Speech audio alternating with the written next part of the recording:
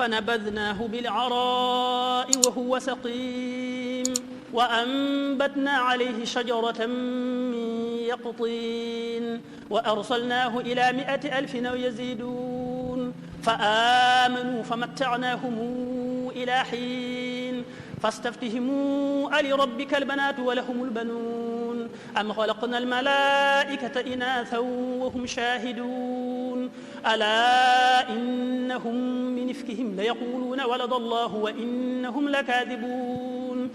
أصطفى البنات على البنين ما لكم كيف تحكمون أفلا تذكرون أم لكم سلطان مبين فاتوا بكتابكم إن كنتم صادقين وجعلوا بينه وبين الجنة نسبا ولقد علمت الجنة إنهم لمحضرون سبحان الله عما يصفون إلا عباد الله المخلصين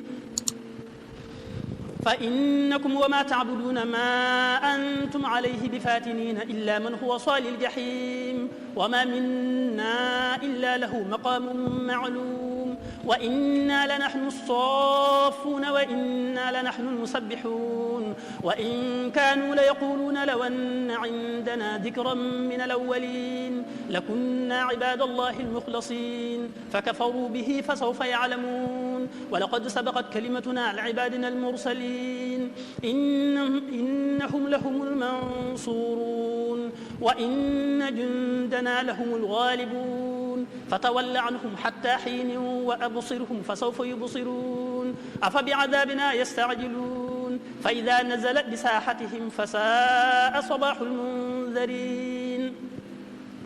وتول عنهم حتى حين وأبصر فسوف يبصرون سبحان ربك رب العزة عما يصفون وسلام على المرسلين والحمد لله رب العالمين بسم الله الرحمن الرحيم صاد والقرآن ذي الذكر بل الذين كفروا في عزة وشقاق كما أهلكنا من قبلهم من قرن فنادوا ولا تحين مناص وعجبوا أن جاءهم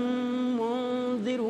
منهم وقال الكافرون هذا ساحر كذاب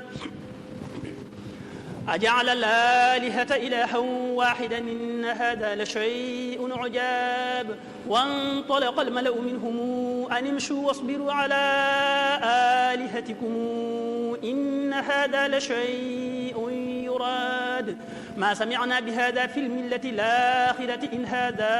إلا اختلاق أنزل عليه الذكر من بيننا بل هم في شك من ذكره بل لما يذوقوا عذاب أم عندهم خزائن رحمة ربك العزيز الوهاب أم لهم ملك السماوات والأرض وما بينهما فليرتقوا في الأسباب جند ما هنالك مهزوم من الأحزاب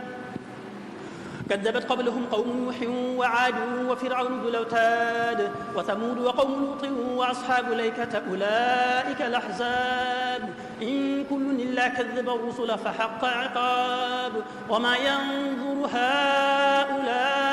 إلا صيحة واحدة ما لها من فواق وقالوا ربنا عجل لنا قطنا قبل يوم الحساب اصبر على ما يقولون واذكر عبدنا داود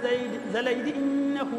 أواب إنا سخرنا الجبال معه يسبحن بالعشي والإشراق والطير محشورة كل له أواب وشددنا ملكه وآتيناه الحكمة وفصل الخطاب